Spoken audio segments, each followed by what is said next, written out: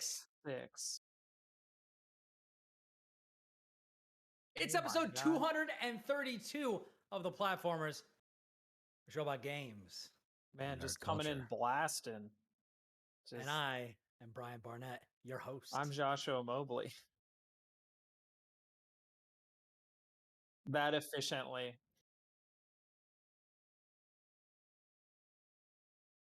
We were like, okay. We just turned it on.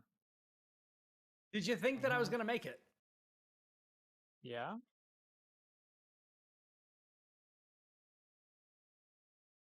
Yeah. Like we do every We do week. that every week. We do normally start on time, but yeah. By the way, if I look good, it's because as of today, I am officially the perfect weight. Yeah. 169. Nice. All right. I thought you were going to say, if I look disheveled.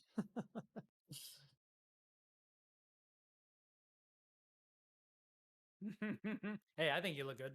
Well, and call me Good a looking dude. liar, I guess.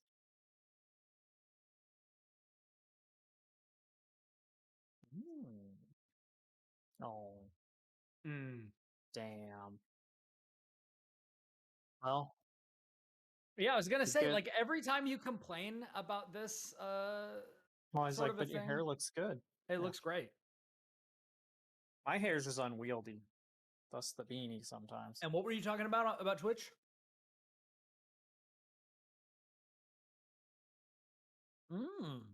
I hear you. That's very strange. I mean, I'm not listening on Twitch, so. Let me look up. Yeah, let me look it up.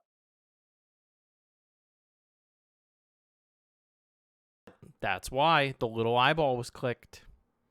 That's why if Harry wasn't here, This is why we got our loyal viewers. This is why man, I don't deserve you, Harry. I really don't. You're a good boy. And Give yourself more credit. Not that I've ever had him, but I'm sure he's a damn good teacher too. That's right, kids. I haven't had him. Yep. But if I did. But if I did, I'd know all the math. Yeah. So lots to talk about this week for me. How are the both? You know what? Let's check in. How are the both of you doing, Chris? How are you doing? I got a lot of little. I'm good. I got a little things that I did, that I experienced over the last 7 days. I got some little news tidbits I can give you. Well, I mean, just as a person, as a human being that lives on this planet, how are you doing? As a person, I'm fine. I haven't gotten to work out in a few days. It's getting to me. I can feel it. I think tomorrow may be the day. I'm looking forward to that. Nice. Yeah, otherwise I'm good. Yeah.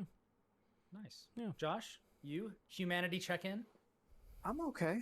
Getting ready for Star Wars Celebration. We're leaving on Wednesday.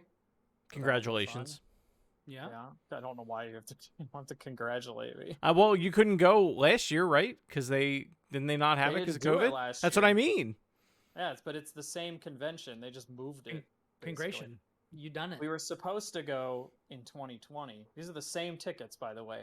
From 2020? To go in 2020, yes. Wow. So then they delayed it a few months and said, hey, like, we're keeping an eye on COVID. And then as it got closer, they were like, you know what? Let's just not. 2022.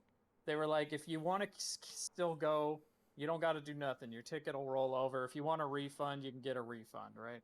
So we just didn't touch our tickets at all.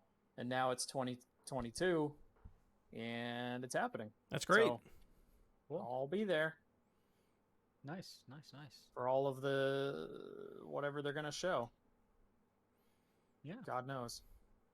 I feel like they already have a lot in the chamber. Oh, well. They do. Actually. Yeah. They do. Unless it's just more trailers. We got Bad Batch Season 2. We got Obi-Wan literally coming out while the convention's happening. Andor is supposed to come out like sometime this year. The New Republic. Or what is it? I was wondering why he was in that. A lot of more High Republic. Or High Republic, promotional image.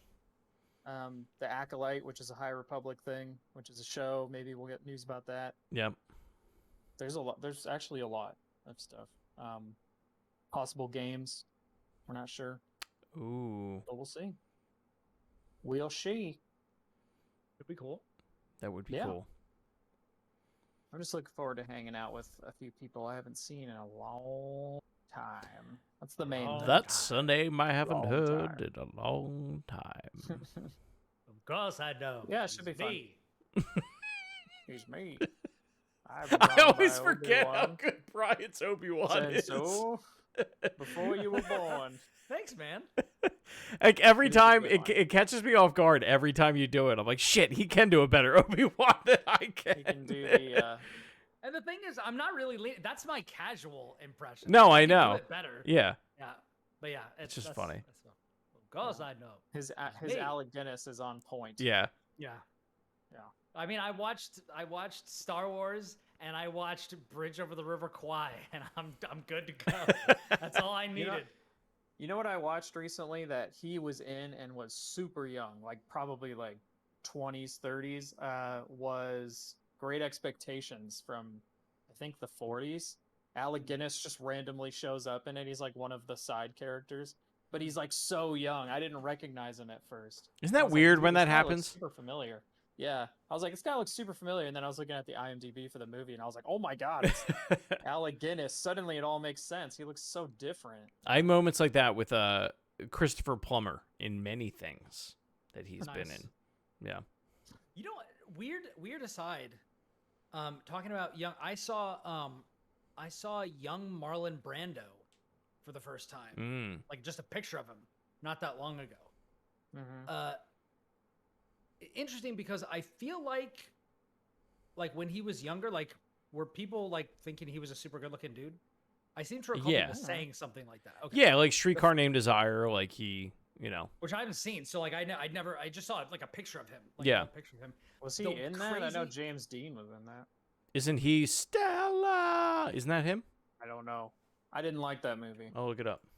Yeah, I haven't seen it. So. But a funny thing about that is he looks Yeah, it's him. He's Stanley. very, very, very similar to my grandpa in his picture when he was leaving to join the Navy. Oh wow.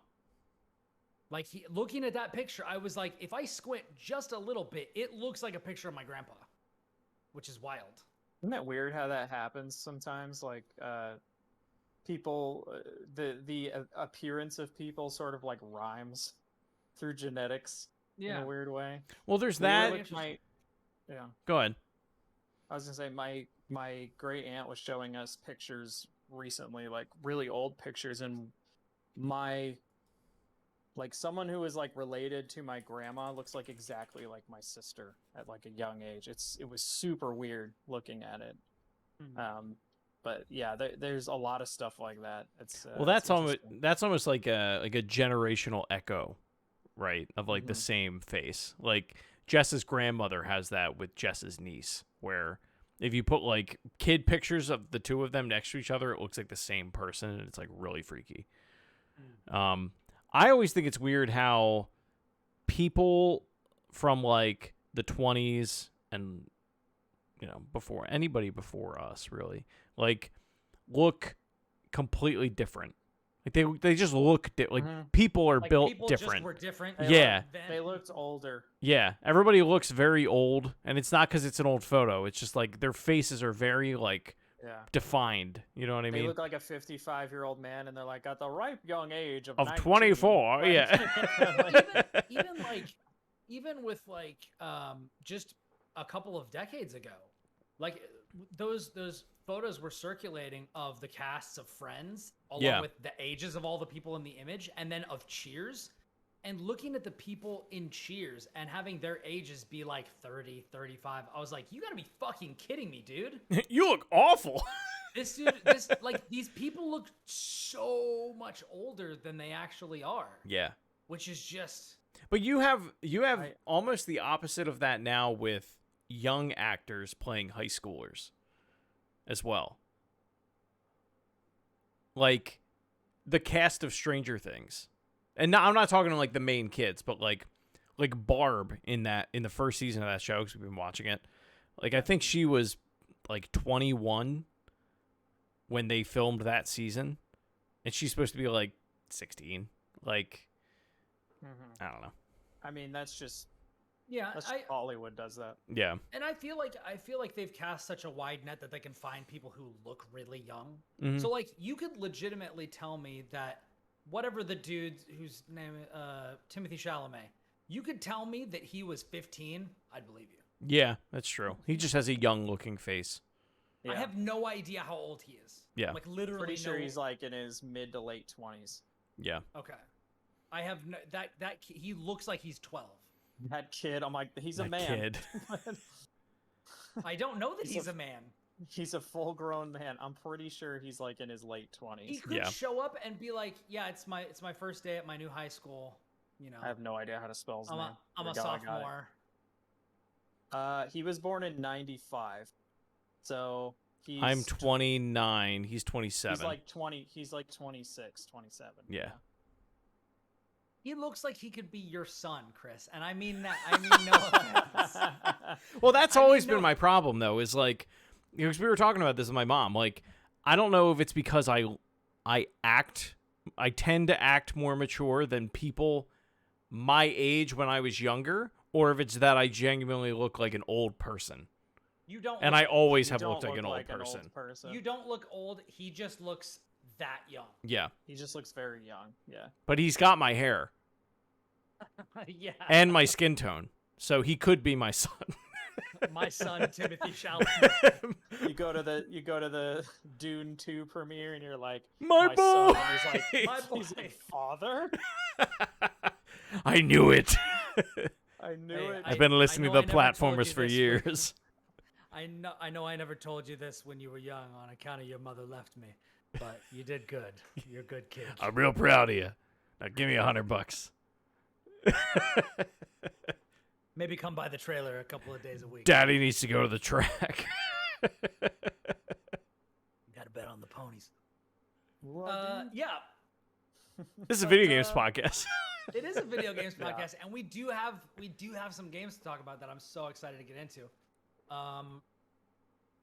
I have, let's see, 1, 2, 3, 4 games that I definitely want to talk about, and then I can talk about 1 or 2 more, just for shits and gigs, as they say. So I don't know what you guys brought. If there's anything super timely, a lot of my stuff is not. Well, actually, some of mine are. So I'll just tell you what we got, and we can work from there. I got Onda. I got Gibbon Through the Trees, which was on that Nintendo Direct. I got Multiverses, and I got Citizen Sleeper. That's what I got to talk about this week. What you got, Chris? I have Sonic the Hedgehog 2, the movie. Ooh, okay. Me just saying that my Steam Deck is coming on Wednesday, and I'm very excited about that. Yes, I'm just very excited about that. Wanted to brag. Humble brag. And shit. My current state in Hollow Knight, which will not take long. Nice. And I may want to start with that just because I'm super curious. there's a Spring Awakening documentary that I watched, but I won't touch on that very long either. A lot of hot takes this week from Chris Schreiber. And Josh, you said you had like 1 or 2 things? I have one. I didn't play a lot of video games because I was prepping for our vacation. So For sure. I have one tiny little game that I can talk about. Cool. It's this big. It's Well- it's tiny. It's tiny. It's tiny. Yes. What's this It's tiny game. game? It's called Save Room. Have you heard about this game? Mm-mm. No. Okay. So, I know Brian, you haven't played Resident Evil at all. So, this will mean less to you, but I'll imagine. I mean, I've played every a time I few say- hours of 4 and like. Okay, then you'll know. Like 10 minutes of 1. You'll know. Okay. Oh well. Do you one. remember? You remember the inventory management of Resident Evil 4? You could like turn all the stuff and like try and fit like your Tetris thing. Imagine an entire game where that was the game. Basically. Where did And you that play is this? Save Room. It's on Steam. How much it's is it? $1.50. I'm buying it right now. That's dope. It's just a puzzle game that is literally just the inventory management. So like you might come into a level and you have to like reload all your guns and stack the boxes of ammo, and you'll have to like mix up the right herbs to heal and do all this stuff, and then like fit everything. So you have to like basically fill all the space in this like thing. They give you all these So different it's like guns Tetris, and but stuff. nothing's moving. Oh my god, it literally Yeah. looks like the suitcase. And it looks at dude. It even when you hit start in the game, it goes save room and everything. Like So it's clearly it knows exactly what it is. That's And amazing. For a buck, I don't think it's that long. I think it's only like 50, 60 puzzles, but it's $1.50, and oh yeah, I'm for getting it. $1.50, it's like a nice little just time wasting game that's like really, really good. And I wanted to point it out because yeah, it's it's like $1. It's not that Josh much. It's over a- here with it's the $1.99. goated recommendations that are under $5. Yeah. The best That's games that right. are under $5: Vampire Survivors and then Save Room. Yeah, Vampire That's- Survivors is better than this, but Save Room is really neat little thing, and also it's just like a nice like I don't have to take Satisfying. this too seriously. Yeah, I'm chilling out. Perfect. Hey, putting- Chris. You know, Perfect Steam Deck. Perfect Steam Deck game. Game. Yeah. I'm curious how Deck, it will deck, play on a deck, deck. controller because when I first started playing it, there was no mouse support, and that was rough. Like you had to use your keyboard and stuff, and it was Ooh. not as good. They just like this week added mouse support, and so much better after that. You know what? I wonder Um, if it is deck ready. It probably isn't if you're saying that. I mean, if you can use a I mouse mean- with it, it'll be deck ready because you can use those little touchpads. You wouldn't download a car. Yes, I would. Dude, I'm Yeah, counting 100. I am counting the minutes until I can download a car. Yeah, You I've ever got a heard of 3D Digistruct? printer. Play a Borderland. Full I would- controller I would support. download a car. Hell yeah. Nice. There you go. Then it'll probably Nice. run on Steam Deck. Yeah. Give it a shot. Because it's not taxing on in any way. It's like It's it $1.50 looks like and it might as well be the new Crisis. Like you have to have the highest end. yeah, Only the either finest picking up those- computers. Picking up those ammo boxes and putting them in your inventory from the stash is really they taxing look on your GPU. real. They are photorealistic. Oh yeah. They're- That's they're awesome. not. They almost look like they're ripped right out of Resident Evil 4. Honestly, Ripped from the Like, headlines. yeah, they're really low res. Oh, but, that's a really dark joke. Sorry. oh god. These clips way. look like they were ripped from the headlines. Jesus. Either way, That's cool. That's save, cool. That's really save cool. room. Check it out. It's a neat little thing that's really cheap and I'm it's a so good time waster. I'm so into cool, Oh. very focused experiences that are really inexpensive, don't take long. I would much rather buy 10 games at $10 a piece that are like 3 to 5 hours than to buy a $160 game that's 50 hours. Agreed. I would much rather. You get a lot more variety that way too. You get more flavor, man. Yeah, It's just Yeah. better. it's like the tapas of video games. Exactly. Exactly. It's like why have one thing when you can have many things, And they're all good. and they're all Speaking- pretty good. Yeah. Speaking of the tapas of video games, I played something from Game Pass this week. Oh. Oh yeah. Is it Taco Master? Did they finally port it? It is not. It is not. But in Game Pass is basically the tapas of video games. And while Vampire Survivors, a game we were just talking about, is on Game Pass, another game is on Game Pass as well. And this game I had heard a brief mention of from, I think, one of the editors at Polygon, who was enjoying it. But I played a game called Citizen Sleeper. Have either of you heard of this? I have. I'm trying I to feel like I've picture heard it the in my name. Yeah, I'm trying to picture Hold it in my on. mind's eye. I did not know this Oh, I until, have seen this. until today. I did not know this until today, but the game is about 5 to 10 hours long. Great. Speaking my and- language. And there are 8 endings, and it is Okay. Oh, beautiful. is- yes. This game is you wake up and you are a very specific life form. You are basically like a machine body with a simulated mind generated from a real person, which is used for like some form of corporate work in space, right? You and I think 9 other sleepers, which is what they're called, broke away from your corporate overlords and tried to As you do. escape. And you come to on a ring station in space. Really run down, extremely used future, which is awesome. Used future, for those of you who don't know, is like the original Star Wars, where like the Millennium Falcon is dirty and kind of a piece of junk. Like you go places and they're like kind of, it looks lived in. It's not a clean future. It's not like Star Trek. Trek. Yeah. Not like Yes. Star Trek. Yeah. It's grimy, it's dirty, it looks like people actually lived here. It's maybe a plausible look at the future. Wally. You know, these sorts of things. Wally, yeah. Wally. Yeah. The yeah, fact that it's a used future is the point. Yeah. Yeah. But this is very used future, very cyberpunk. This game is concerned with a lot of personal things. You can meet a bunch of different people. You're in a desperate situation. It's also kind of a management game. Your body has manufactured obsolescence. So if you don't take a very specific corporation-controlled drug, your body will die. And it slowly degrades. And as it degrades, well, let me back up. Each time you sleep, you spawn up to 5 dice, between 1 and 6. And those are what you use to engage in your different tasks around the ring.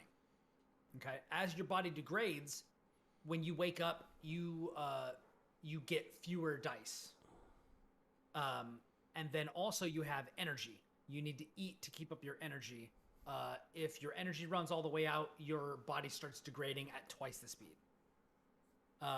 So there's Just a lot like of real things life. that you have to figure out.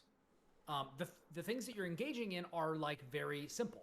There are safe, risky, and dangerous activities that you can engage in, from like basic work that you get, like if scavenging work. Like if you meet someone and they have like some sort of a scrapping business, you can go help them with that. And there's one job that's like pretty safe, but your rewards are going to be cryo, which is the money on the station. And you won't suffer any negative effects, but you might not make as much money if you use like a lower dice. Whereas there are other things that are like riskier or more dangerous, and they can injure you, they can drain you of your energy. Like you can have untoward effects that can happen. And so it's all about deciding what you're going to spend your better dice on and what you're going to spend your lesser dice on. And every time you sleep, your body degrades a little bit more. It takes away some of your energy. And so you need to find ways to get money, first of all. Second of all, get food to replenish your energy. And third of all, find a way to get this corporate controlled substance to keep your body from degrading. And there are multiple ways to do all of those things. And there are all kinds of intricate stories that are very, very intimate and tell very human stories. There are a lot of people around from all different walks of life. You'll come across mercenaries, bounty hunters, a guy with his kid that is literally scraping by and trying to survive. It's very sweet. It's not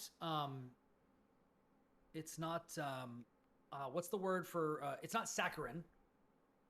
It definitely portrays a picture of life that is like realistic and dire. Like a lot of these people are being trodden upon by the powers that be, and they're in desperate situations. And you have the opportunity to reach out and try to help them or not. And you can kind of decide the type of person that you want to be. And sometimes reaching out and trying to help somebody else will screw you over. And sometimes it'll work out really, really well and beautifully. And making your way through this world and kind of seeing what happens as you respond to people. Some people who know who you are and know what's going on with you, and some people who just kind of accept you as you come. It's fantastic. It is. Is this like a roguelike? No, It's like a turn-based RPG, isn't it? it's it's hard to imagine. Okay, the game is mostly reading. I should probably put that out there. There is beautiful art. There is incredible drawn art. The music is worth the price of admission alone. It is the first night that I started playing it, Audrey was reading a book next to me, and it's very like Atmospheric. like the you know the lo-fi beats. She's like, "Yo, husband, what are these sweet bops coming out of your Switch?" I mean, I was playing it on PC because it's on Game Pass. But yeah, imagine the lo-fi hip hop beats to like study to or whatever. Yeah. But that I listen to most of my day. I love those. Yeah. But like computer music. Yeah. So like computer futurist kind of music. Like electronic lo-fi beats. Kind of, yeah. Yeah. Yeah. It's so soothing, so satisfying.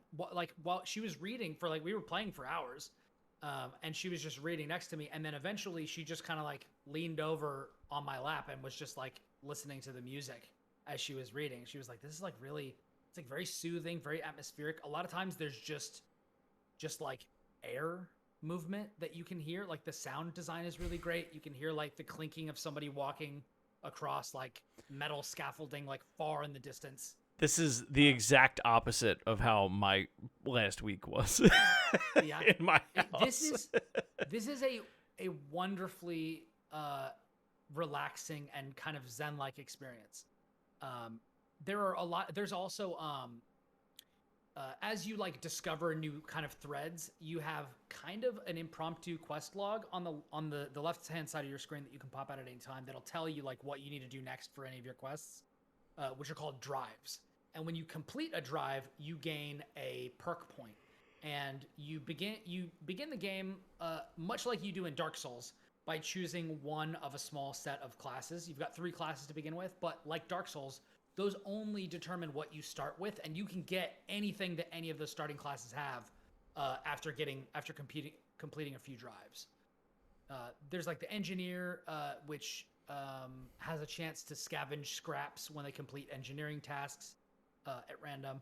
There's the I forget what it is, but it's like the information one, like the hacker, which is the one that I picked, which basically I think one of the early things that you can do is see the potential rewards that you'll get for your rolls, which is an amazing perk, and I highly recommend you get it really soon, because sometimes the job will say like risky or dangerous, but you won't know what you're risking. But with this thing, it'll actually tell you, oh, if you do this and succeed, you'll get plus 17 cryo currency.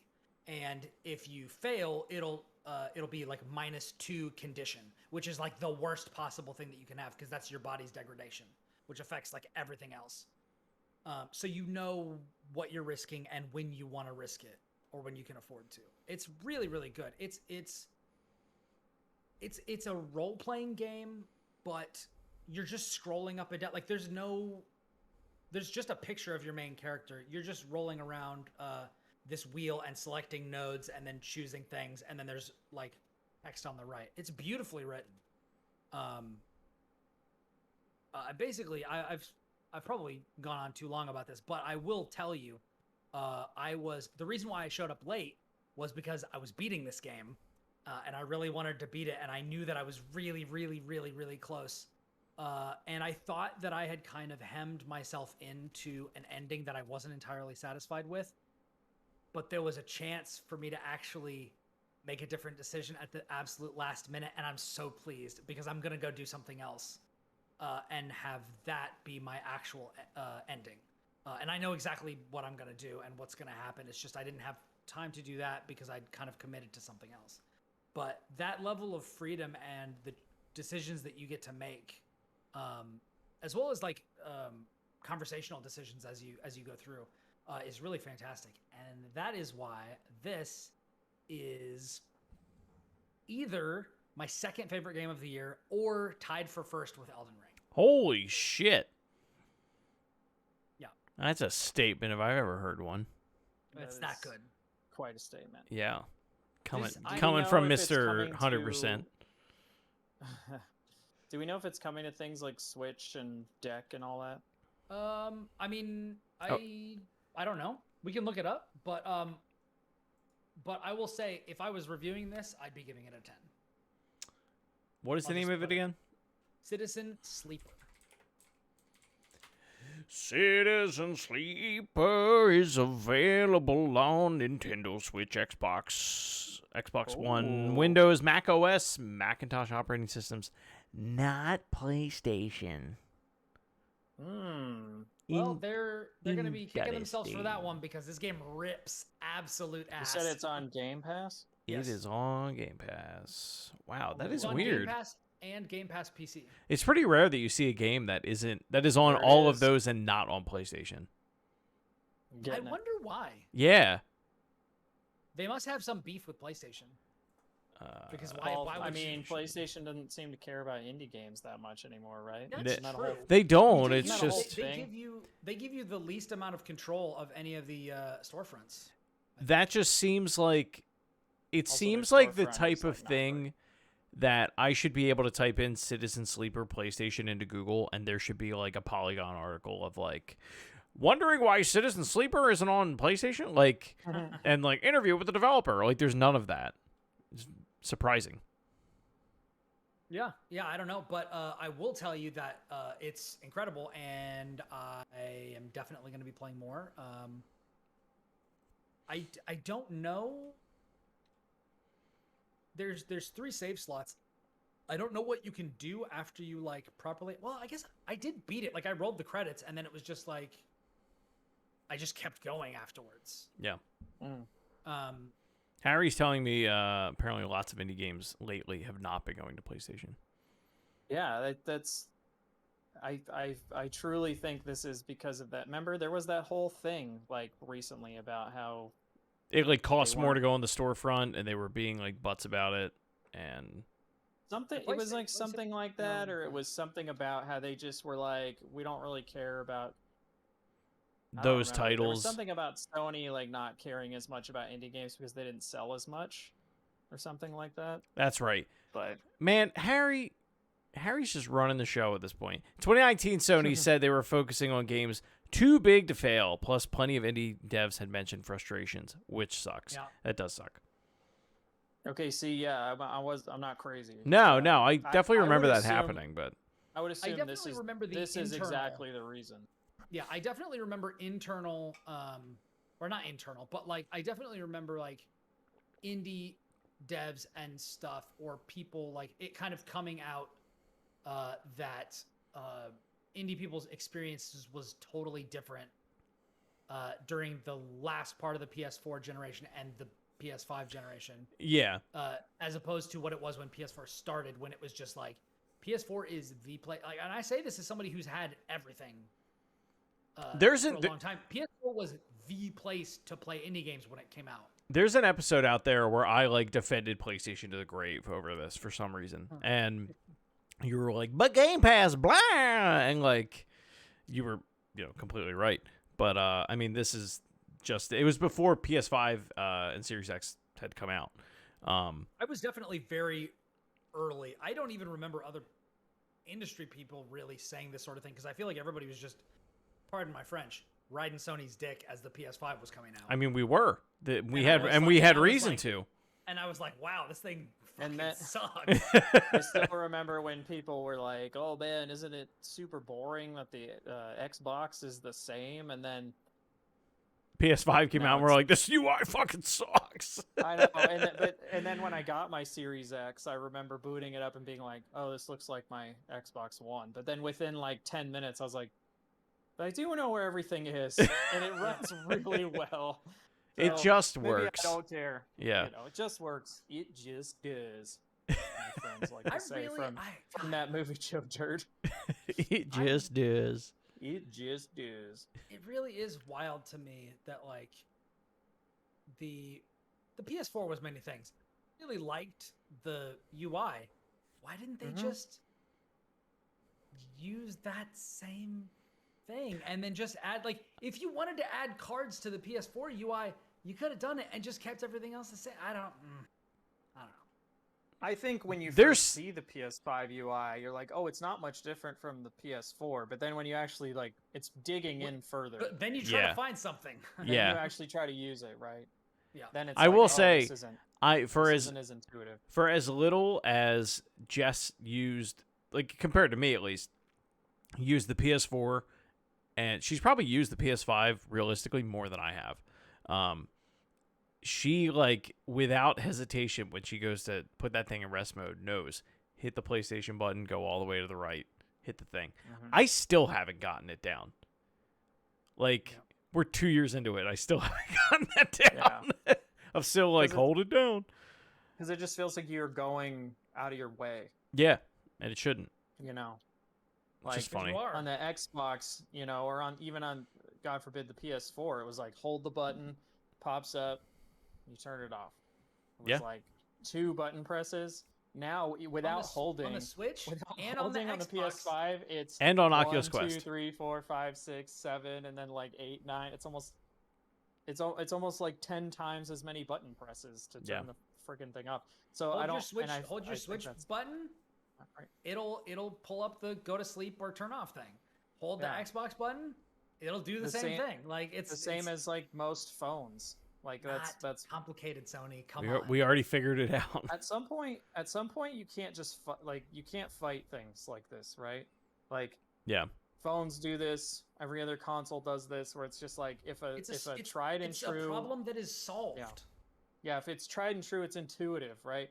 Like you can try and be like, we want to do it differently, but like it won't feel right because people, you can't explain why people like certain things the way they are. They just do, and they're gonna use things like in way. Like, can you imagine the first time someone got an iPhone and they didn't know how to scroll up on an article? Yeah. Like, can you imagine them pushing all these buttons and stuff, like trying to figure it out? But like, they found out a way to be like, no, you just scroll, right? It's like there's a lot of just things that we've done from then on that just seem like, well, this just makes the most sense. And like, We've tried other that's- things, yeah, and this one works. This is the one. That's why Yeah. that's why the turning off of the PS5 just doesn't feel right, because it goes against like every other device that you own or it just maybe in the world. I can't even think of other devices that are like 10 button presses to turn it off. It's like insane. We want to keep you in our ecosystem forever. What do you forever. mean? What do you mean you want to stop playing? But yeah, I'm gonna stop dunking on them. But I will say it does feel incredibly. What do you My mean? God. What do you mean? It does feel. It does feel amazing to be this right. Oh, I'm sure. But yeah, we can leave it at that. But yeah, Citizen Sleeper absolutely rips. 10 out of 10. Catch the fever. Definitely on the shortest of short lists for Game of the Year for me. I will definitely It's not gonna be listen to hard the to be on soundtrack. that list, to be honest, but I will Yeah. I mean, yeah. You have a choice between 2 titles. Yeah.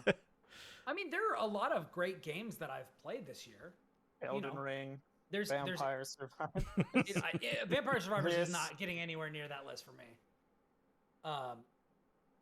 But yeah, like stuff like let's see.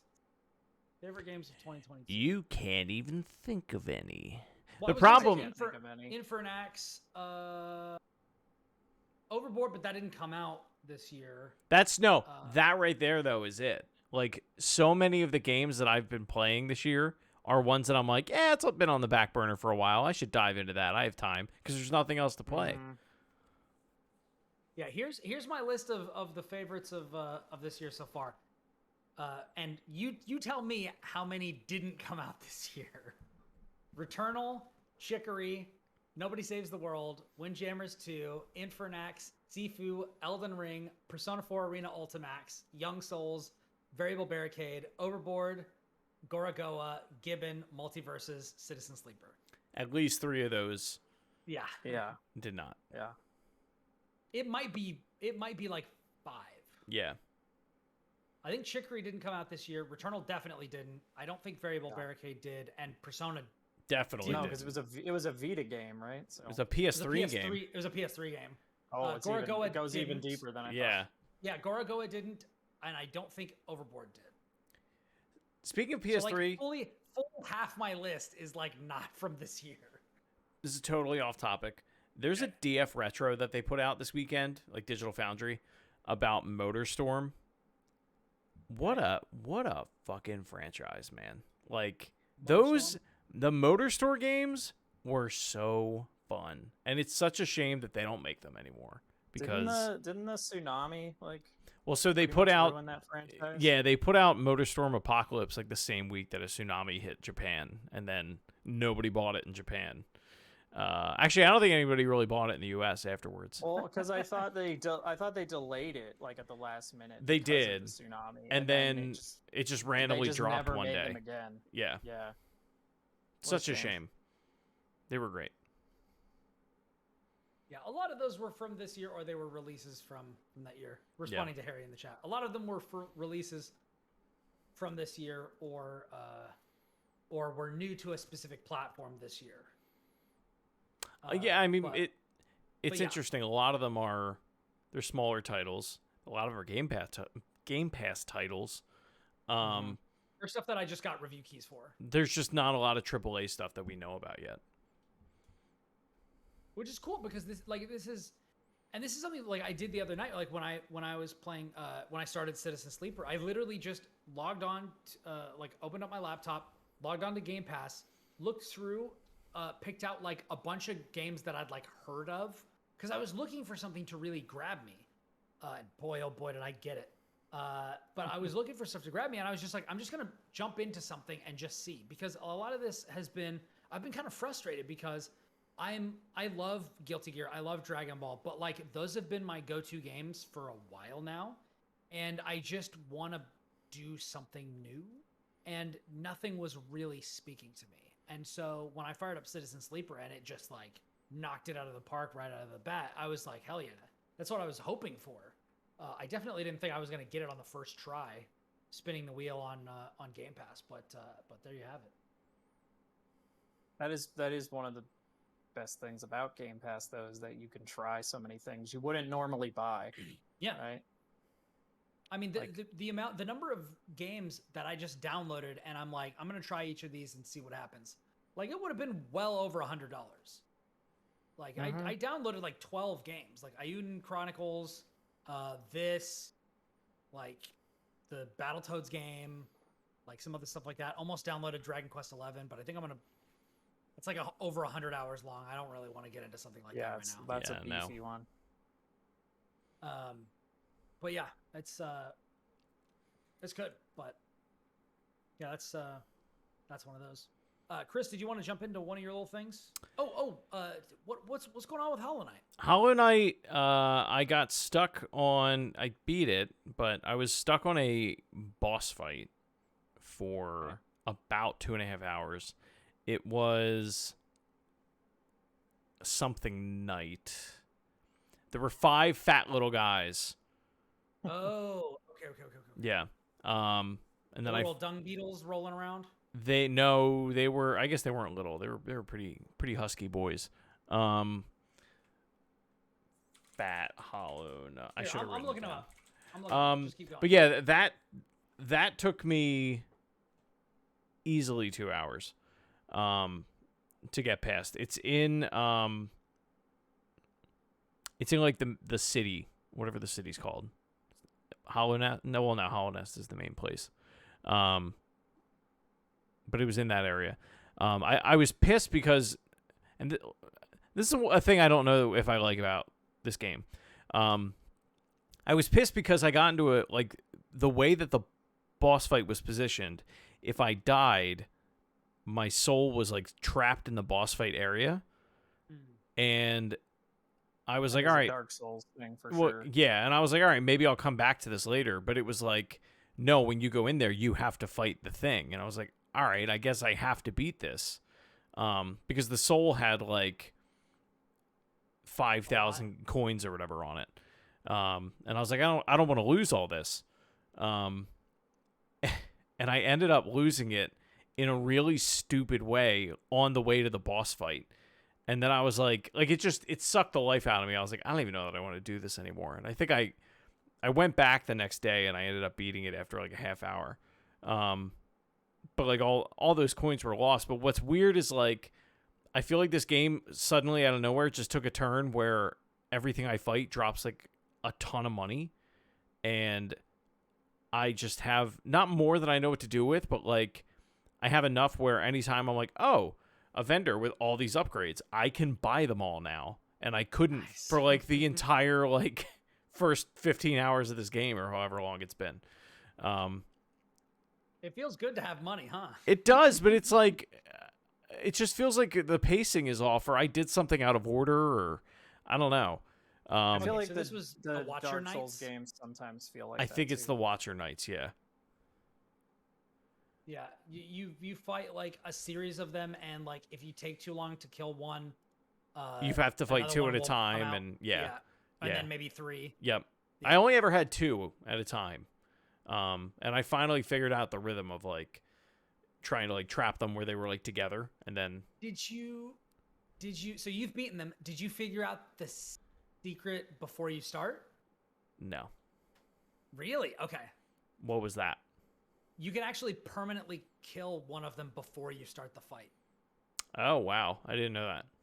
Yeah, there's like a secret way that you can work your way up, and you can destroy one of the supports holding a chandelier, and it'll crush their body before the fight starts. Oh, that's cool. and then you have to fight like one fewer. Okay, I did not know cool. that. So I did that, and then I found my way to, I forget how I got there. I think I was going to like an area that I had popped into for like a hot minute, and I was like, this seems like sort of end gamey. I should come back to this later. So I went back, and there's a Coliseum. Oh yeah. So I got there. I did the first 2 trials, and I got those done. Nice. So now I'm on the third one. They're just so That long. stuff is fun. It's fun, but Yeah. it's like you die, and it's like, all right, that took me 25 minutes. I guess I'll try again. Like, it's just very time consuming. Yeah. The last one I think I had to try like 2 or 3 times Yeah. to get it, because the boss at the end of it is like, God, give me a break, man. Yeah. Well, and like the second one, it's like such a like pain in the balls. Like you think you're done at like 5 different areas where Yeah. like they start cheering, and then like at one point they give you a grub, and it's like, all right, cool, I guess this is like the thing, and you break it open, and then it like tries to kill you. I was like, come on. And they all start laughing at you. I was like, this is ridiculous. Like it went on for so long. Like it was funny, but Yeah, that area is so full of character. I love it. yeah. But I am at a point now, because like all I did was the Coliseums like all weekend, or not all weekend, but like when I played this weekend.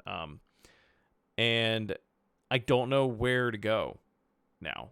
Like I know I need to find the third like mask or whatever it is, and then there's like I have all the other dreamers I have to find and everything. Like there's a lot of backtracking I have to do to like certain areas that I know I haven't revisited yet. I like how the like that first area is like completely different now. Yeah. It's like super infected, and like the enemies are way harder to kill. I was not expecting that when I got there. So I thought that was cool. But yeah, there's a few little spots that I know it's like, okay, I have the double jump. I can get to all these new locations. But I'll get to an area, and then I find like, I feel like I find a boss fight that as I'm fighting it, I'm like, if I had, there's got to be like 1 or 2 upgrades that I don't have yet that I'm like, if I had them, I'd be like a god and could do this super, like way easier than I'm making it out to be right now. With just like my long nail and like sprint. Like I don't have that many upgrades at this point. Have you found the blacksmith? Yeah, I upgraded my nail twice. Okay. So like I have that. I think I have 1 core, and I think I need 2 to get the next one, 2 or 3. Which like they could be in any of those spots that I haven't revisited yet. So I'm still enjoying my time with it, but I've definitely, because of like the last 2 like real time syncs that I put into it, it was get to an area and stay stuck on a thing for like an hour and a half. It's not that it's soured my time with it, but I'm definitely not like as eager to play it as I have been. I think I just Even need though to you're just rolling in it like Mr. Moneybags. Yeah, pretty much. Well, and that's the other thing. Like, I have all this money, and I'm like, cool. I don't even know what to buy because I don't know what vendors I haven't visited yet. Or I'll go to one, and I'm like, all right, you don't have anything. You don't have anything. I feel like I'm missing something.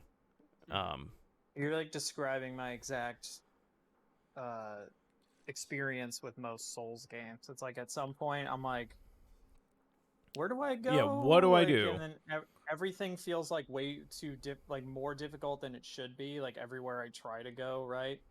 And then when you look it up, someone's just like, well, you're supposed to go here, and I'm like, well, how was I supposed to know that? And they're just like, ugh, You that have always the right just kind idea, of though. like frustrates me a little bit sometimes. Like, I have those moments, or I'll have moments where they're like, oh, well, you can cheese this boss fight if you have, and then I'll look up a video, and they have like 9 health slots, and they have like the biggest nail in the world, and their health regenerates like automatically, or they have like a cloud of smoke that's just killing enemies around them, and I'm like, where do I get that? Like, that would be super helpful right now, and I don't have that.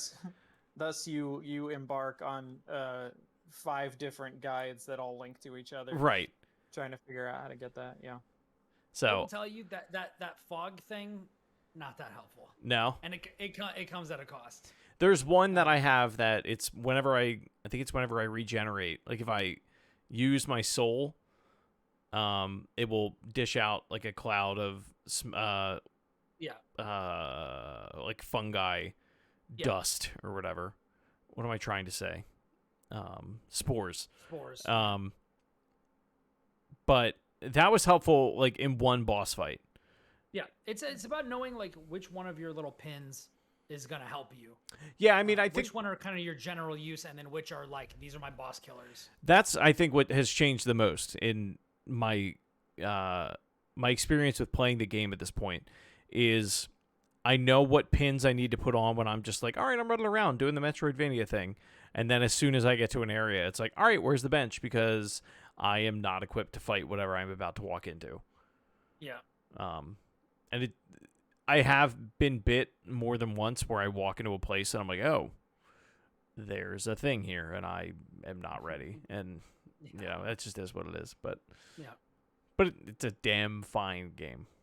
Yeah, I'm excited. And if you want to get like some hints on where you need to go or that sort of stuff, we can talk about that later. But generally, your idea of, well, I haven't been back there in a while, and I've got some upgrades that could let me explore more stuff, is the way that you go. Yeah, I mean, it's how most of them tend to go. So you will do it. I am confident. Oh yeah, I have no doubt. I have no doubt I can beat this game. It's whether or not, honestly, it's whether or not the Steam Deck. Well, there's 2 things. The Steam Deck starts taking my time, and friend of the show James Clark is doing a. I don't want to get this wrong. A PokeChamp Nuzlocke challenge, which I saw this. I have decided that I will partake in. Do we know what this is? Do I need to explain this? I know vaguely of it. 2 sentence. Yeah. So we're doing it with Pokemon X and Y. There's 2 main goals: beat the game using a monotype team with Nuzlocke rules. Everybody who beats the game will compete in a Discord round robin to determine who is the best. Like no one ever was. Or no one ever was. Any Pokemon that faints is considered dead and must be released or boxed. The player may only catch the first wild Pokemon encountered in each area. I'm not going to get into specifics with that. You have to nickname all of your Pokemon, which I hate. I hate nicknaming Pokemon. But the idea is like... That seems a little dumb. The idea is like when... Franklin. It gives you more attachment to them. Right. When Franklin dies in battle, I have to be like, bye, Franklin. A monotype party will consist of a minimum of 4 matching types.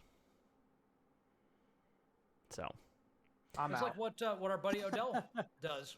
yeah, He plays all fire. I've never done the closest thing I've come to doing this is had an EV team in Pokemon Sword, and I hated that game, and I think that had a lot to do with it. There are not that many evolutions that are actually good. No, there aren't. There really aren't. But Vaporeon is top 1, and then it's Sylveon. everybody else. My Sylveon Sylveon's good. like cleaned up in that game. Like that was what I used the most for sure. But yeah, I want to see how long I stick with that. Hell, I may even try to play that on Steam Deck. I don't know. I don't know what the compatibility is like on that. Yeah. Very cool. What should we talk about now? Umbreon is the prettiest depending on the day. We're talking about Umbreon, apparently. Well, Rebecca June Lane is talking about Umbreon in the chat. Hello, Hey, Becky. I'm sad I'm not seeing you this celebration, but it's okay. Next time. Becky, a stalwart of my streams. Yes. Which I guess I'll plug now since I just mentioned them. I've been streaming a lot of games. I hear. Yeah. I watched you play a specific game.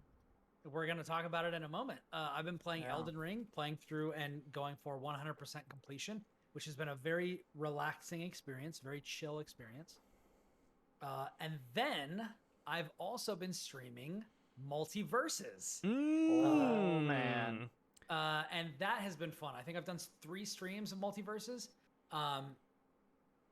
Right now, it is looking like, and I know that Becky's going to be pleased about this, but we talked about this on my last stream, I think. But it's looking like I'm going to be maining Jake the dog from Adventure Time in this game. So, shocking. This is hashtag product provided by WB. Is what they told me to put on my streams because I got a key for the closed alpha.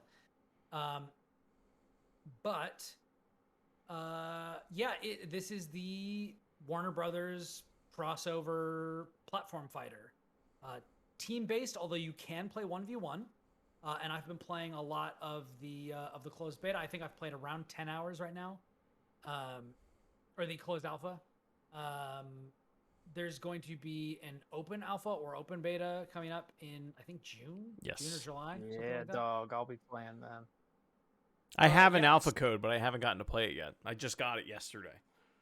And there's crossplay, so it really doesn't matter what you got it for. You can play across PC and Xbox and PlayStation real easy. It's a lot of fun. The netcode's really good. It looks really good. The gameplay is it's Smash basically, except with some differences. You cannot block, which is good because I never blocked. One of the most interesting things about this game. You can only dodge, and dodging gives you diminishing returns. And every character can jump twice, dodge twice, and do 2 special moves before they run out of air recovery options, which means you can play way more actively just in the air off the side of the stage. And you can very aggressively jump out and murder somebody and then make your way back to the ledge. You can also wall jump infinitely. So if you get back to the ledge at the bottom of the screen, you can go and get back up. It's real good. Can I ask? Sorry, real quick. No, go for it. Do they have a catch for this yet? So, for those that don't know, this is a free-to-play game. What is the catch? Which I didn't know, and that made me infinitely more excited about it because I didn't care until I watched Brian play and started asking him questions and seeing what it looked like. All of a sudden, I care tremendously. I'm like, oh, this looks amazing. So far, I can't find one. Okay. Like, I'm So- wondering if this game comes out and they're like, hey, in the beta, all the characters are free. Now they're $1.99 each or whatever. Like, Well, no, and they have said, and I said this to somebody, and they're like, "Oh, you naive summer child," but they've said this is not pay to win. You'll be able to unlock everything from playing the game. well, You'll if you want to buy things, it's all going to be aesthetics. yeah. It's all going to be costumes and things like that, which is the way to go. Yeah, Battle Pass unlocks is probably a catch. Becky says in the chat. I guess they're doing the Fortnite model then. As part of the alpha. Who isn't, right? Yeah. Yeah, as part of the alpha, we have both of the. Well, maybe this is just a press thing. I don't know if everybody who's in the alpha has this, but I'm doing the press version of the game. But I have both of the battle passes unlocked, so I don't know what unlocking the battle pass is going to cost. But once you do, then you get 6 daily tasks that you can complete, and you get 1 free reroll every day, and then beyond that, it costs 100 gold to reroll, and then the next one costs like I think 250. So it gets more expensive to reroll them, but you get like 150, 200, 300 gold just completing matches typically. Like I think your first win gives you like 200 every day. And like you get some just for completing it. Also you get gold when people toast you. You can click a toast above somebody. It's like a cheers or like a kudos or something like that. Yeah, Overwatch had a somebody. Similar. But you earn those as you level up. And I think you can also buy them, but it's a way of being like, okay, I'm giving you 25 gold because you did a good job. Right. And then they can toast you back, and they'll get a notification that'll say, hey, this person toasts you, toast them back. And then you just click a button and it handles it. So there's stuff like that. There's like regular character unlocks as well. Your character starts at level 1 and you can level them up to 15. But I think your last real substantive bonus or perk is unlocked at like level 12 or 13.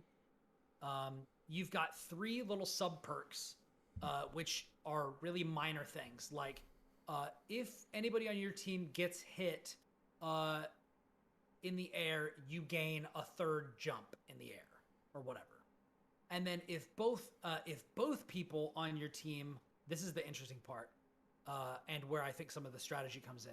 If both of your people on the team have that perk, it changes.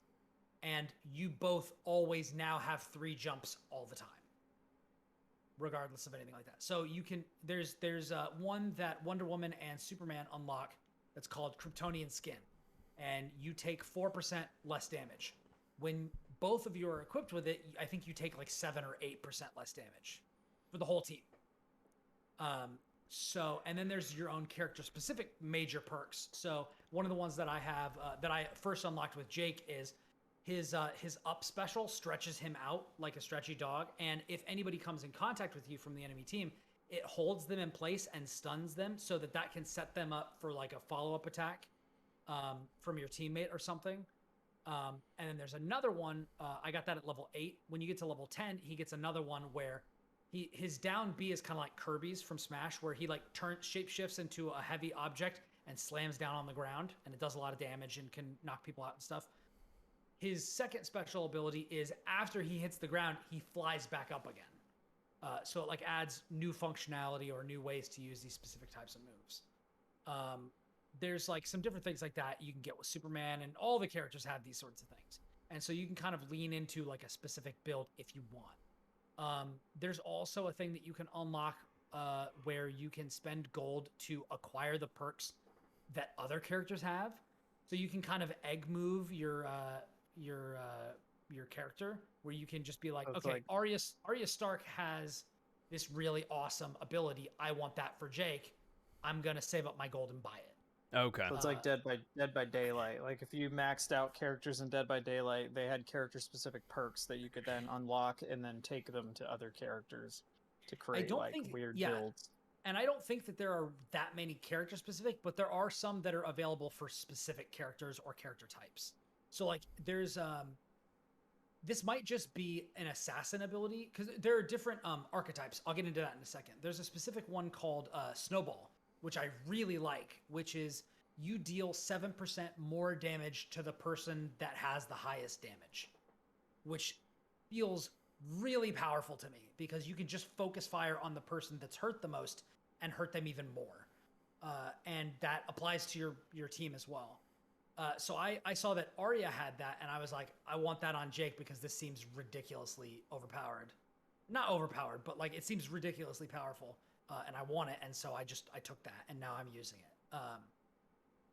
But that's a really cool thing. So there are different archetypes, and they, unlike Smash, this isn't just, oh, we're two people that are fighting on the same team. You actually have cooperative abilities, and different characters have different types of abilities. There are bruisers, which are just kind of, Jake is a bruiser, which is just kind of like rushdown type. They have a lot of different types of attacks. They're pretty well balanced. And you can just kind of play really aggressively with them and be fine.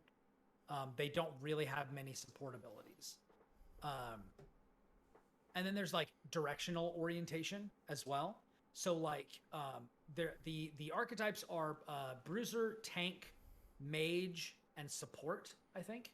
There's only 2 mages right now, and they are Bugs Bunny and Tom and Jerry. And then the bruisers are characters like Jake. Then there are assassins like Harley Quinn and Arya Stark. Tanks are like Superman and Wonder Woman and things like that. And then support are like Rain Dog and different characters like that. So support characters have specific defensive mechanics. So for example, Rain Dog, when you hit the Y button, he'll attach a tether to your teammate, and then you press it again and it will pull them to you from anywhere on the screen. They could literally be on the brink of death, being smacked down into the abyss, and if you mash it fast enough, it will pull them across the map to you on safe ground. Also, Wonder Woman, her down triangle attack summons a defensive shield around her and the other character, and she teleports to your location. And then she can just kind of try to fight people off. There's a lot of stuff like that where you can think, you can plan, you can lean into, oh, I want to be more helpful, or I want to defend something, or I want to be the ledge guarder, or I want to play super aggressive and all that sort of stuff. It's really cool. And that sort of focus and the 2v2 kind of mechanic of this game is what I think separates it and makes it like its own thing. You could definitely play this as just there's a free-for-all mode, so you can go in and it'll just be 4 people, each one fighting for themselves and trying to destroy the other people. That's definitely a mode. You can go in and play 1v1, which seems wild. I don't know why you do that, but if you want to, you can. So those Smash kids, that's what they want to do. Yeah, but they the like 2v the variety. Yeah. It already feels like a really pure experience because there's no items in this game. So it's already like very focused. Yeah, I didn't even think about that watching you, that there were no items. Yeah. It just didn't. There's a lot going on. Like, yeah. Yeah. But yeah, it's really good. Matches are short. They go pretty quickly. One thing that I really like is at the end of each match, they'll ask you if you want a rematch. And if everybody selects yes, it turns into a best of 3. So you can just do one match and then bounce if your teammate is Garbo or whatever.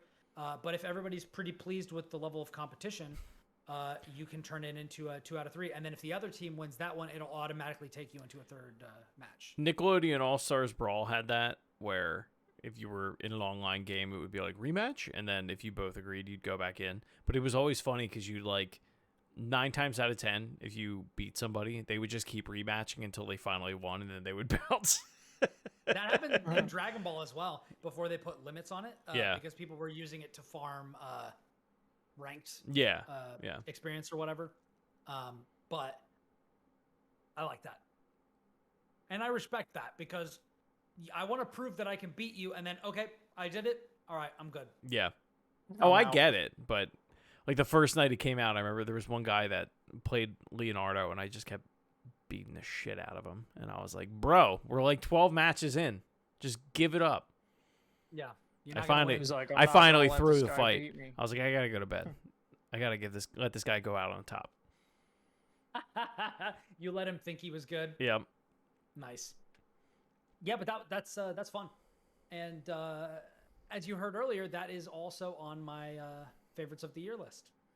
Definitely, as for an alpha, and let's be real, is this really an alpha? Is it? Probably not. Not really. Is it? Probably not. Nah, it's not. No. But I'll let you call it that if it makes you feel better, WB. But yeah, it's for an alpha, it feels really good. For a beta, it feels good. Nice. I'm really excited about what other characters are going to show up. I can't wait for Gandalf. Gandalf. But Can't wait to smoke fools with Gandalf. yeah, And Lady Rainicorn.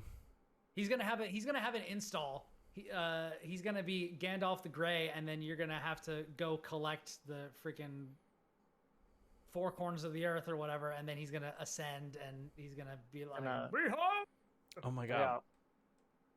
Who's the guy? Put the smackdown on Peregrine Took. Who's the guy from regular show Took. that looks like Skips? They need to have Skips in this game. What is He's it like the from? big from See- regular show, the abominable snowman looking guy. Oh yeah. You Dude, guys. Somebody was like, "Dude, I would love to have Mordecai and Rigby in this game as like a pair, That would be ice good. climbers or something." Yeah, See, yeah.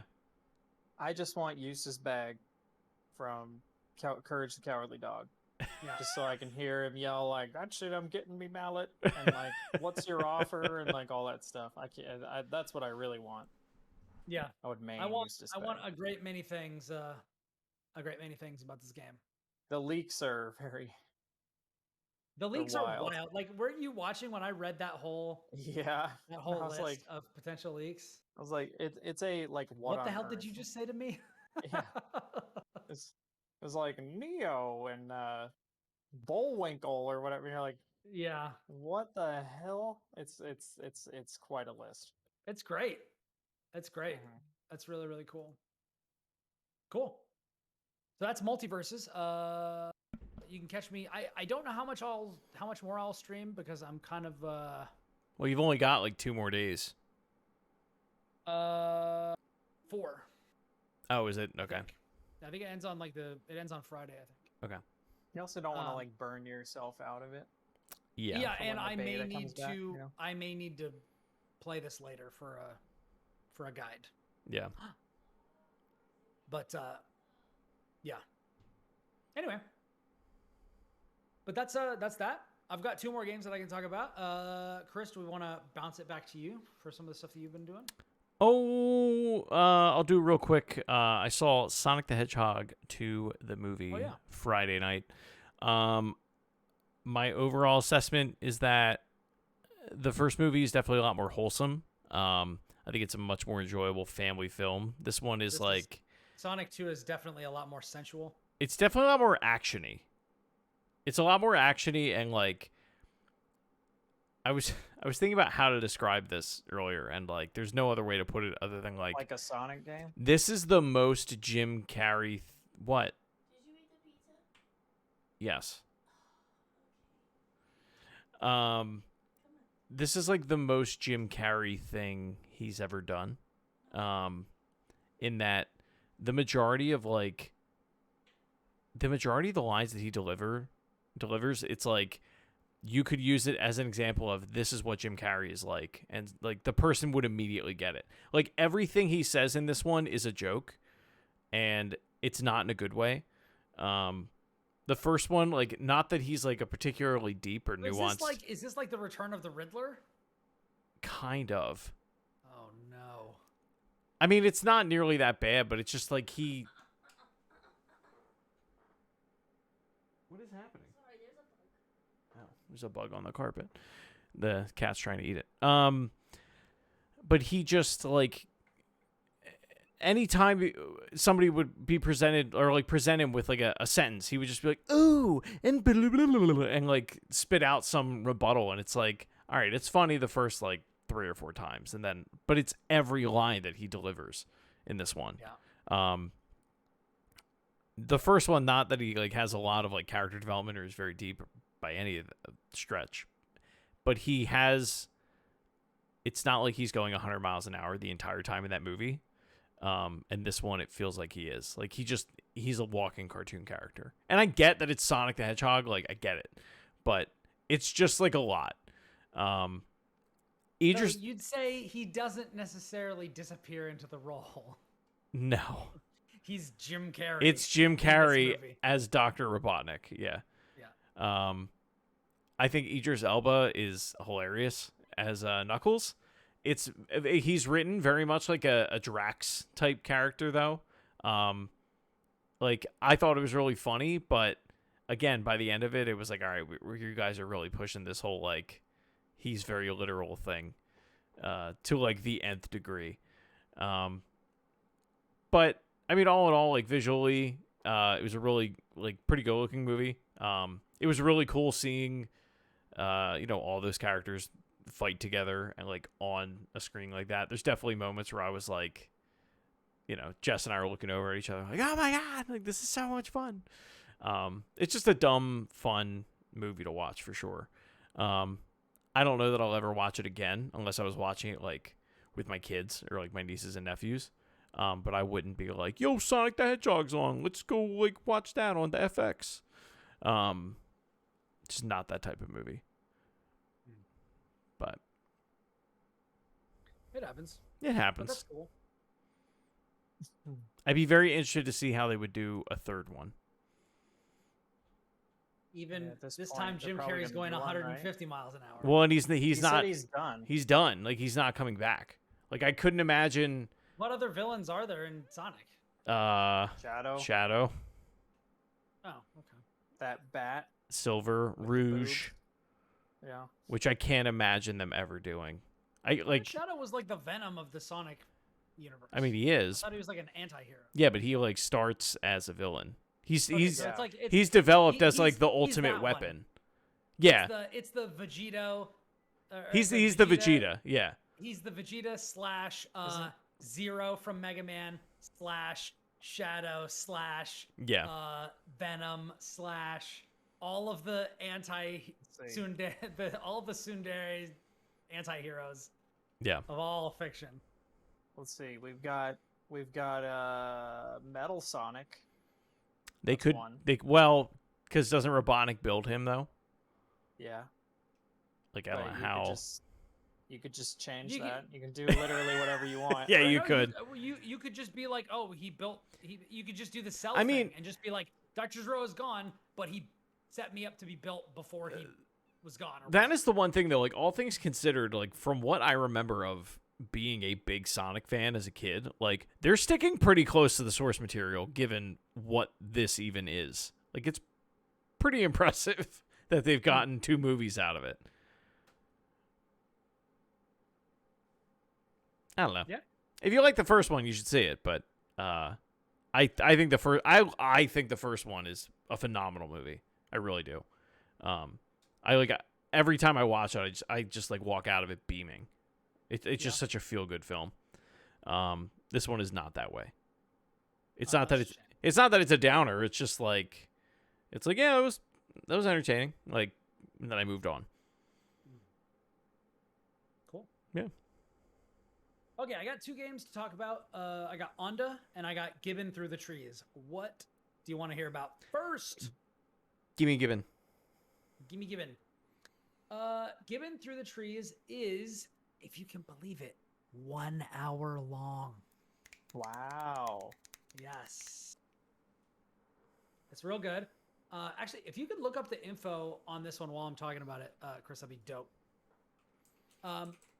But Gibbon Through the Trees it was shown off in, as we were talking about that Switch Nintendo Indies Direct. It was like you'd see like this pink monkey swinging through the trees, and that was kind of it. And that's what the game is. It is very simple but very satisfying. The game is all about movement. Given Beyond the Trees is what it's called. Yes. What did I say? Through the Trees. Oh, I did. Yes. Why do I have that written down? That's definitely not the. I don't know. I Oh. Googled it and it was like, did you mean? I was like, yes, I did. Did you mean the thing that Brian was wrong about? Yes, I did. Yeah, Gibbon Beyond the Trees. But This is a game with a environmentally conscious message that it delivers firmly, but not like, not heavy-handedly necessarily. I didn't think, at least. But basically, you start off and you are the pink gibbon, whose name I think is just Pink. And then there's a little violet baby gibbon, and there's a yellow gibbon.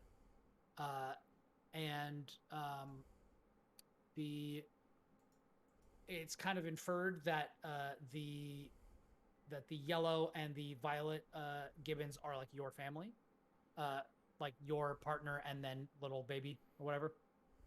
And it is about you, the three of you, swinging through the trees. And you swing from left to right. You hold the right trigger, and you will use your arms to grab onto the underside of something and swing along. And then if you, it's kind of like Ollie Ollie in this way. When you get to the end of a branch, if you let go at the right time, you'll get like a little boost. And then you can also do backflips that will give you a boost as well. And then if you hold the left trigger, you'll like run across the surface, or across the top of it, which you can then like let go when you're near the edge and like jump off. You can also run across the ground. So like there are like ravines and stuff where like you could fall and like it'll start you over a little bit previous to that. But generally it's just you're just kind of, oh yeah, nice. You're playing a little bit of it.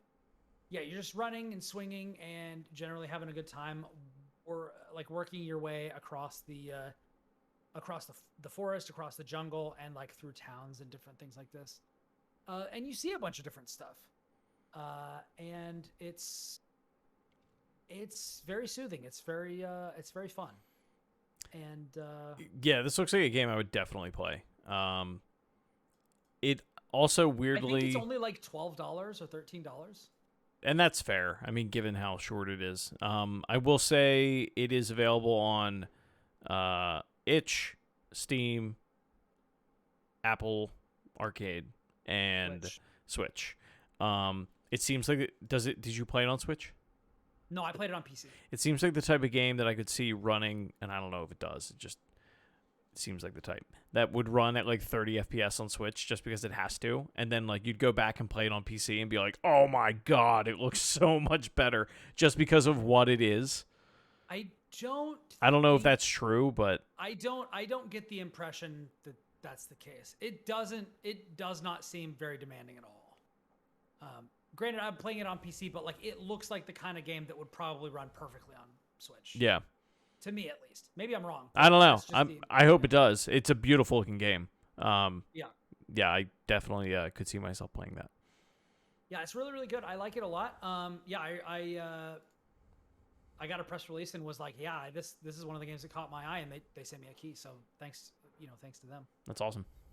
For that, yeah, I played through it, and there's a cool thing. So the overall game, as I said, is around an hour long, but there is a like liberation mode where you play as like the little baby. After you beat the game, you can play as like the little baby gibbon swinging through the trees, and there's like a bunch of like toucans or macaws or something in cages, and you swing right on top of the cage or land next to the cage and free them and then keep going. And it's just kind of like a repeatable or extended like exploration mode after you finish the main game. So there is like a little bit more replay value. I didn't get to the end of that. I just dipped into it a little bit after I beat the game just to kind of see what it was.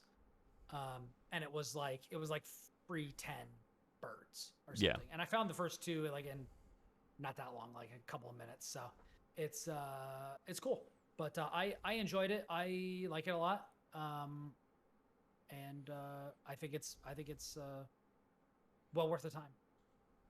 Nice. Cool. Good stuff. Did you have anything else, Chris or Josh, before I go into my last one? Nope. I just want to put, and I know this is like, there are dozens of us. The amount of Half-Life Alyx mods that are out there is like truly insane. especially given the quality of them. I got to play one this weekend that I'm not going to spend a ton of time on because it's just there's not much to it. It's called Gunman Contracts, Chapter 2, Art of War. But somebody basically went in and made almost like a Hitman style arcade shooter based on the Half-Life like Source 2 engine. And the only thing that's like Half-Life related that I've seen in it is the way that you load the gun, the way that you rejuvenate your health is like the same pen that they give you in it's like an EpiPen type thing in Half-Life. And there's like a key card that you can get. But like otherwise they made this like whole separate experience, like this whole other like arcade style game just based off that engine. And it uses like all of the really cool shooter moments that like Half-Life Alyx is a very atmospheric game. Whereas this is just like, run and gun, do what you want to do. And it takes like that moment that I always describe in Alyx where, you're at a train station and you're like ducking behind cover in real life and you're popping up to take, pick people off and stuff like that. But this, you're doing it in like a hotel. And you're ducking behind like, like a lobby desk or like pillars in the lobby. Or you're in an elevator and you're just like trying to like creep around a door enough. And there's like really little subtle movements that you'll do, or like an art gallery, you're like going around there. There's like little subtle movements that you'll do in real life that like it's so crazy how immersive it is and how much better it is than most of the other shooter VR experiences that I've done up until now. And it's just it's like fan made. Yeah, it's just like somebody just made there. Like I assume a team of people made this. I don't even know. But there's so much stuff like that for this game just sitting in the Steam Workshop. Like I did a Portal 2 mod where somebody made like the first level. It didn't run that well. There's someone still like working on it, but like they literally made the whole first level of Portal 2. This is with like a working portal gun. This is a huge part of why I'm not playing on console primarily anymore. Yeah. Like, and not to take anything away from, like, I definitely don't buy into the author's intent thing as much as a lot of people that try to put that out there. Particularly, like, I would be really curious to know how many Souls devotees buy into that. I know a lot of vocal people say probably the vocal ones. With those, but I wonder how many people actually believe it. Like I'm fine with that, but I think that if you can take an idea and run with it, why wouldn't you? Yeah. Like why wouldn't you want people to do that? So like, well, and that's Valve's philosophy at this point with a lot of their products, which is fantastic. Yeah. And without that, I wouldn't have gotten the definitive Dark Souls 3 experience that I had, which was the Cinders mod, which makes that entire game orders of magnitude better. Yeah. And yeah, I'm not gonna preach on my soapbox, but that was just it's just a cool, really cool example. Yeah. Of like, this is the promise of the PC. Like, yeah. Which I think that's great because like I haven't even gotten to. I've decided that I'm going to get a VR unit someday. Yeah, I'm gonna get one day, but they're so expensive, and I refuse to give Meta any money. So yeah, I don't blame you. I have to figure out which one to buy. Yeah, I'd probably get the Quest anyway because I don't know. Honestly, it's ease of use. Like it's supported. A lot of people have it, and it's not that much, and you can use it with Steam stuff and all that sort of stuff, right? So, it would be a pragmatic choice. Yeah. But yeah, I mean, I'm hoping if I don't have time this week, probably next. There's that BioShock mod that somebody made that I'm like really looking forward to trying out. Where somebody's like making this whole separate story in Rapture. Idea. Yeah. Just in the Half-Life engine. Or Alyx engine. But yeah, like it's the first title that I've ever looked at, like really looked at Steam Workshop outside of like Tabletop Simulator. And people were just making some really quality stuff in there. It's really cool to see. That's awesome. Taking the building blocks and making something new. Yep. That's cool. The last game that I was playing this week and last week is called Onda, Onde. And this is it's about 3 hours long. And I did not finish it. I got really frustrated with one of the puzzles and bounced. But I had a lot of fun with it while I was doing it, and it's very relaxing. And I think that if I was in a different frame of mind, I definitely would have finished it. But I wanted to tell people about it because the key for it was sent out by a very, very nice person who was working on the game. So this is a game much like Flow. It's kind of it's not like Flow, but it's got a similar aesthetic. This It's is like beautiful. Flow, but it's not like Flow. Yeah. Like this is absolutely beautiful. Yeah.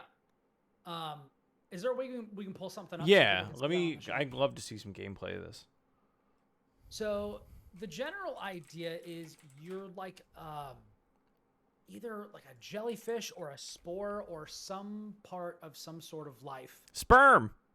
And you're I don't know if awakened you're a sperm. in some version. You're not. You're like you're like plant-based or animal-based or something like that. But the general idea is that you are kind of taking these little.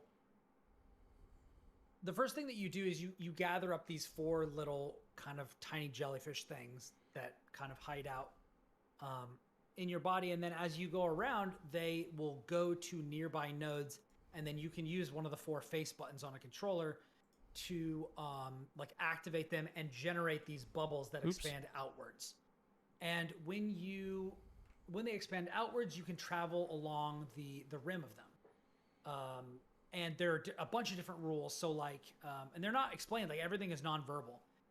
And it's also very atmospheric, a lot like Citizen Sleeper. They recommend that you wear headphones, and there's good reason because it's very, I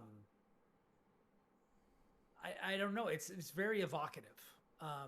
And so basically, the video right now is showing you're on the edge of this. They're hitting the square button, and then they're riding this expanding bubble over to the next ring. And once they touch that, that is their save point.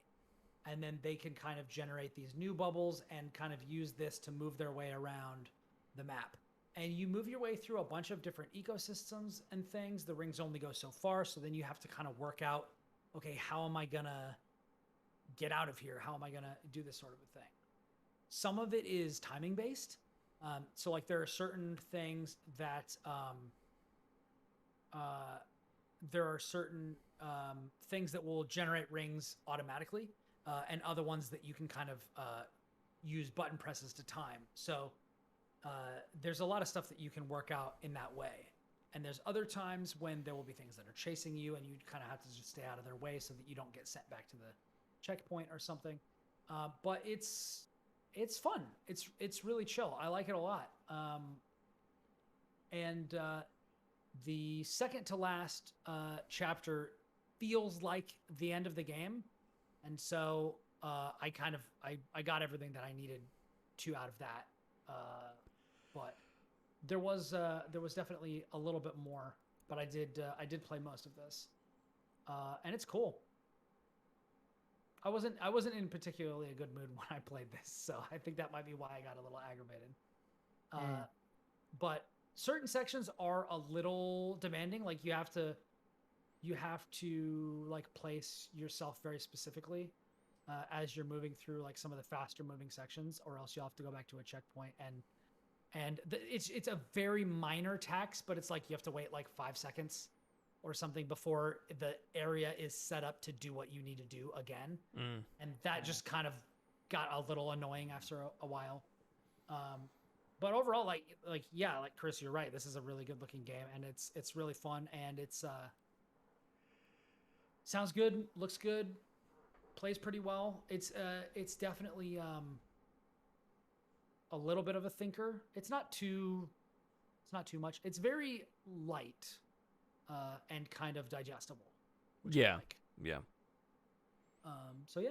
It's like So a that's Honda. a salad of video games. Yeah. Yeah. Or like a fruit salad. Yeah. It's like a Yummy, nice. It's yummy. you know what it is. You know what it is. Onda is the yogurt parfait of Mm. video. Do like a good yogurt parfait. Yeah. But yeah, Sure.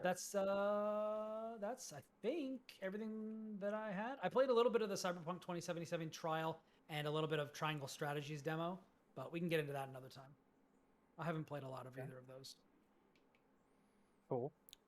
I basically got Good. through the intro and got to the city and on my Nomad thing for Cyberpunk, and then I quit. It 'Cause I had sounds other like things that I was 90% of doing players before. that played Cyberpunk. It was mostly because I was playing it on PS5, and I just got sick of the DualSense, and my hands didn't want to play with it anymore. Yeah. Yeah. It'd be like that on the PS5. Another thing I'm excited about is I bought a new joystick, a new arcade stick, but we'll talk about that once I actually get it in. Assuming the person Nice. sends it to me. But it's supposedly it's the best version of the old stick that I had, except it's for PS4. And Which PC. one is it? It's the Mad Catz Tournament Edition 2 Plus. Oh, the Street Fighter one?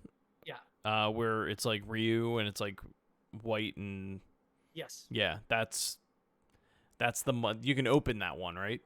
Yes. Yeah, that one's supposed to be really good. Yeah. So that is basically supposed to be like the upgraded version of jeez, Josh, you're Did you see that? Yes. It my froze. God. It froze, dude. I heard. It froze on your face, and this is literally what we saw. Yes, it looked like you were dead. It looked like It you really had did. an aneurysm and had died. It was really scary. No, I'm good. Okay. I'm good. But yeah, so this is I'm selling both of the sticks that I have now, and this is basically like the thing that I've been chasing, which is my old Blaze Blue Continuum Shift Tournament Edition stick, which is a Mad Catz TE1. Yeah. This is supposed to be just the ultimate version of that, which if that is true, I'm gonna be so happy. Yeah. So Because that's this is the dragon I've been chasing this whole time. yeah, that's the one that they like sold that stick and then they sold the stick that I have and they're like, you can't mod the stick that I have, and I was like, sure you can't. And then I made a video on YouTube and now it has like 40,000 views. 40,000 Yeah. views. Yeah. Yeah, but this one's supposed to be really, really good. It's supposed to be really, really easy to swap out parts and stuff, and I'm pretty excited. So we will see, but I'm gonna swap out the art because I don't give a fuck about Ryu. Get him. I don't care about Street Fighter. Get his ass. I'm gonna put Biken from Guilty Gear on there somewhere, or Android 21 or something. Put a real character like E Honda on there. Put a real character. Like Shovel Knight. Who would do that? Who would do that? Chris would do that. 30,000 anyways. views. Yeah, but that's it. Yeah, that's all we That's got. it. Anybody got any wrapping thoughts? When the I'm Steam good. Deck comes, you'll know. Oh, baby, it's time. Not yet. It's almost time. It's almost time. It's funny that mine came and went, and you're just now getting I know. And mine, nowhere to be seen. But one day. One day. I have decided what I'm doing with it. I'm gonna keep it. I'm gonna play it. I'm gonna see if it vibes with me. I'm gonna give it like a week or two. If I'm not having You're going it, to keep it. if I'm not having it, I'm gonna resell it and I'm gonna use that to get either a new gaming laptop or buy a new motherboard, case, RAM, CPU, and beef the hell out of Like my that. PC. I'm not having it. You'll keep it. Whatever happens, the PC game gonna be raised. Whether it's portable or whether it's in one spot, PC game gonna be raised. Okay. If you say so. Anyway, thank you all for joining us for episode 232 of the Platformers. If you like the show, which why wouldn't you? You're here. Then you can join us when we record it live on Twitch at twitch.tv/platformerspod. You can check out the archived episodes on YouTube at youtube.com/platformerspod. And if you want to talk to us, you can talk to all of us on Twitter at twitter.com/platformerspod. If you want to see the stuff that I am doing, you can go check out the Elden Ring wiki on IGN.com. You can look on Amazon for IGN editorial curated lists, which I've written so very many of. Or you can come check me out at twitch.tv/Ribnax, RIBNAX, where I have been streaming several times a week, sometimes many times a week, playing Elden Ring, playing through up to 100% completion. I'm trying to complete every side quest and obtain every item possible in the game. And I've also been streaming multiverses, and I've got a couple of other streaming things that I'm trying to do. You can also search for me for Brian Barnett on YouTube, and you can find links are also on Twitch. You can find my YouTube channel. Please, please, please give me a follow on YouTube and on Twitch. I'm trying to get to affiliate, and I need, I think, 24 more follows or something like that. And then I'll be able to do channel point rewards and a bunch of other stuff that I really want to do over there. So please, please, please help me out. If you have any affection for me, this is what I'm asking. But yeah, and you can find me on social media at twitter.com/Ribnax. You can find me on Twitter at the Jawa Josh. I don't tweet that much, but if you want to see all the cool video essay stuff I'm doing, you can go to youtube.com/mediaismythic. You can find me at Shrives93. Look to my Twitter towards the end of this week for an announcement. An announcement. And I will leave it at that. Cool. I'm excited about this announcement. Mm-hmm. If you got thoughts or topics for us, you can hit us up here in Twitch chat, on Twitter, or you can give us reviews on Apple Podcasts or your other podcast platforms of choice.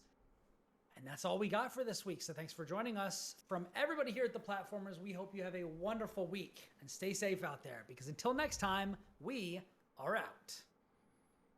Bye. Bye.